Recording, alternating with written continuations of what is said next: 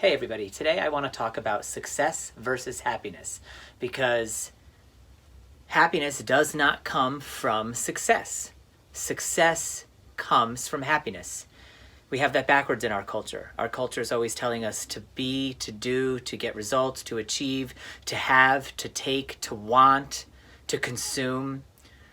Culture seems to give us the idea that the more stuff we accumulate, the more accolades we accumulate, the more things we achieve, the more wins under our belt, the more awards, the more praise, the more people from the outside are going, whoa, look at your life, that equals happiness.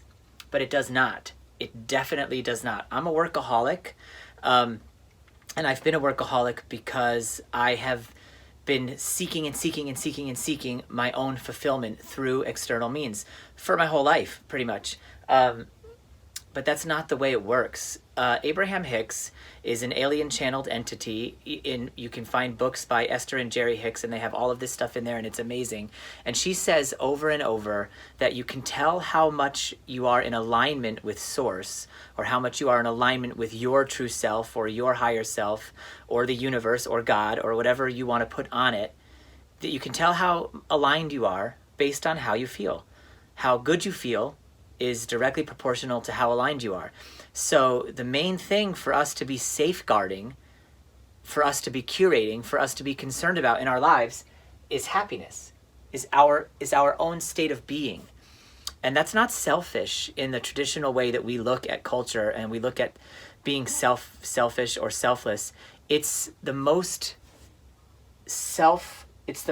loving thing we can do for the entire world, is to safeguard our happiness, to breed our happiness, to cultivate our happiness. Because think about it, when you're around unhappy people, how do you feel?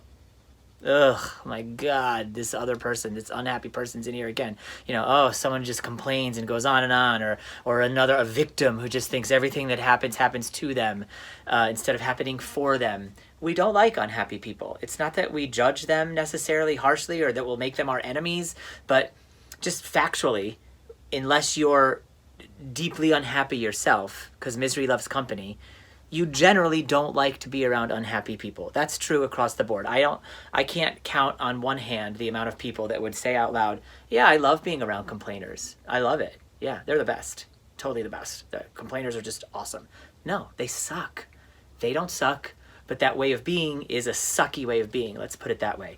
And so when you safeguard your happiness, when you make happiness a priority over success, the result will be success. It might not be success in the way that you were thinking of, but a successful life is a life lived fulfilled, a life lived in the present moment.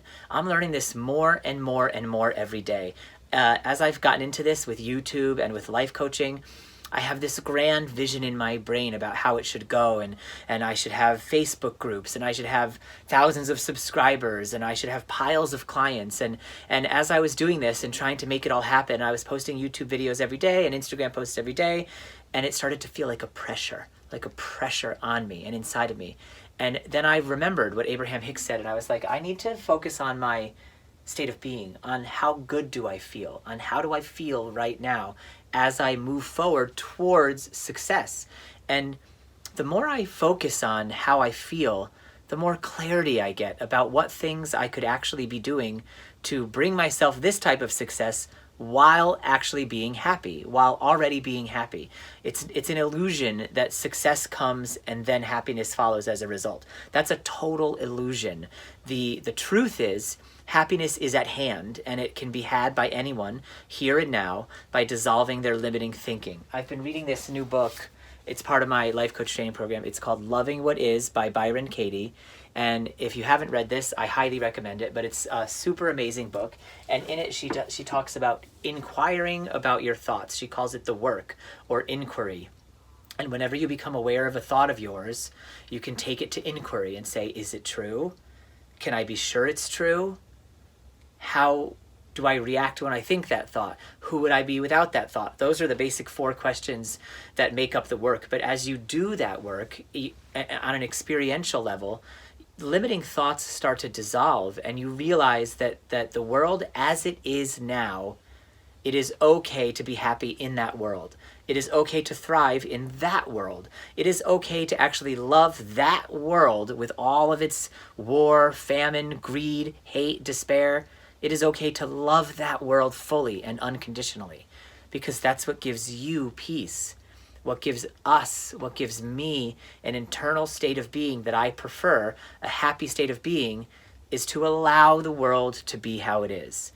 And we've talked about this in other videos, that things are divine as soon as they come into existence, because by the very nature of its existence, it has the stamp of approval from God, source, or whatever to exist, and therefore is divine in nature. So when you argue with reality, you cause yourself your own strife. And that's what I've been doing. I was posting YouTube videos every day and Instagram posts every day, and it started to feel like a real pressure. And when I realized that, I was able to go into my brain and say, what is my thought around this? What is my thinking around this that's causing me stress and pressure when this is actually something I love to do?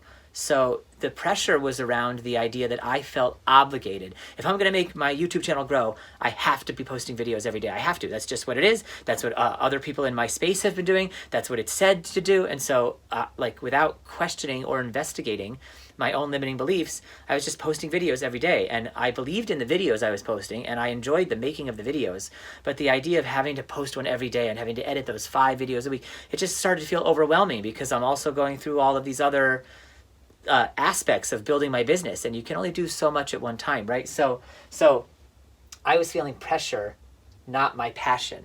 I was letting the pressure to be successful be the primary thing instead of the passion leading to happiness. So I took those thoughts to the work, to inquiry, and one day last week I just realized, Brian, there's no one out there telling you that you have to post a video every day except for you.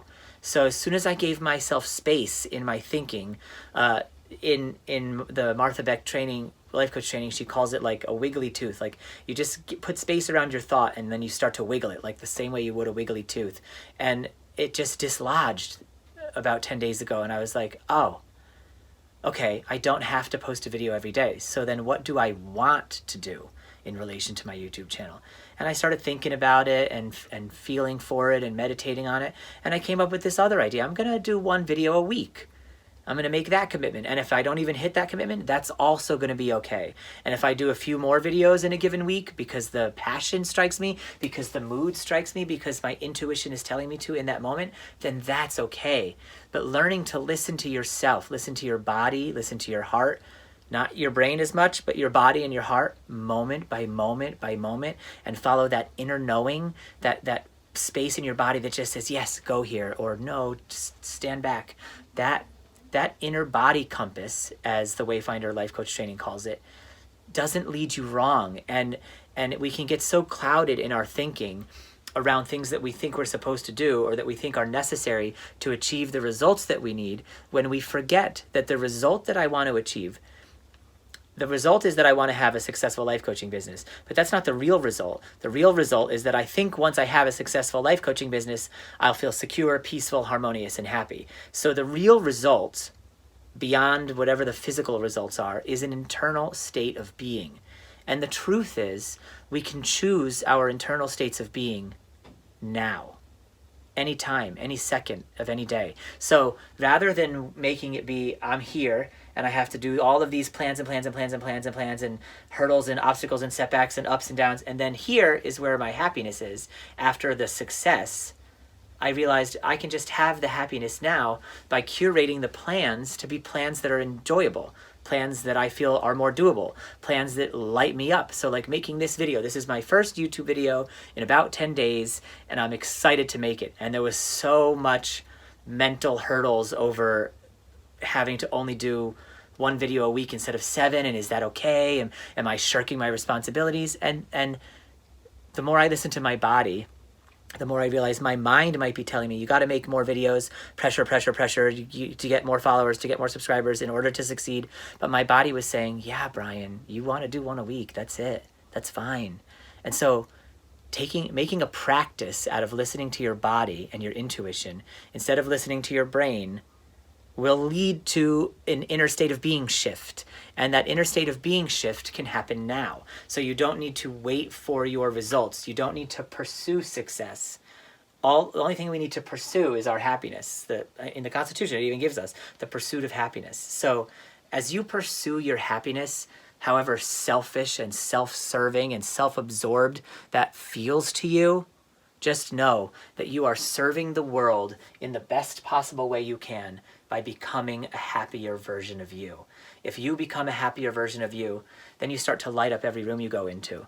You start to bring peace to people who are just near you, because you start to live in the presence of who you really are. The now moment presence of unconditional love and deep peace, which is what we are made of. The universe is a cooperative place. In nature, most things are cooperative. Very few things are competitive. And we've been taught in our culture to compete, but we haven't been taught to cooperate. And cooperation is the nature of reality. So the more that you pursue your own happiness, the more that you cooperate with your higher self, the more of an impact you'll have on the world. It is not selfish to become happy. It is a moral obligation to make yourself happy.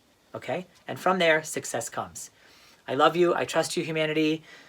Tell me in the comments how this strikes you, what you're doing to pursue your own happiness, and I will see you in the next video. Much love.